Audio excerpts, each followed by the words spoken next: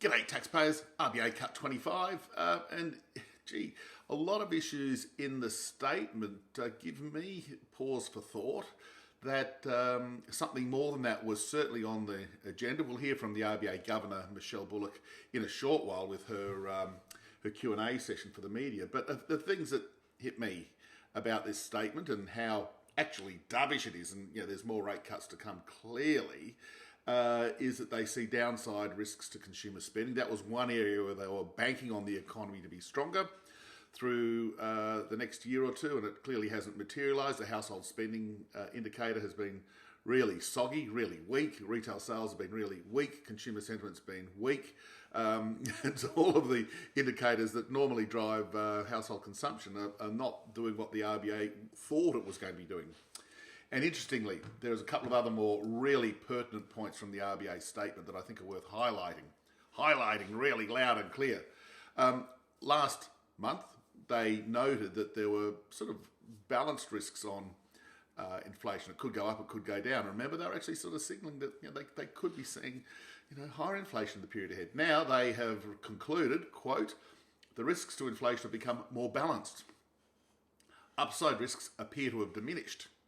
So that fear that inflation is going to go back anywhere near 3% is certainly been washed down the drain, and that's good news. And even with the rate cut today, they say that monetary policy is, quote, somewhat less restrictive. So monetary policy is still imparting a python squeeze on the economy. The 3.85% cash rate is still going to see economic growth weaker, employment growth weaker, unemployment rate higher, and the inflation rate lower because monetary policy is restrictive. And as I've been banging on about for a little while, we've got to get monetary policy back towards that neutral level, which is somewhere in that 3 to 3.25% range. So that's why I thought they'd go 50, and we'll see what the governor says. As I noted, that maybe 50 was on the table, but cooler heads prevailed for now.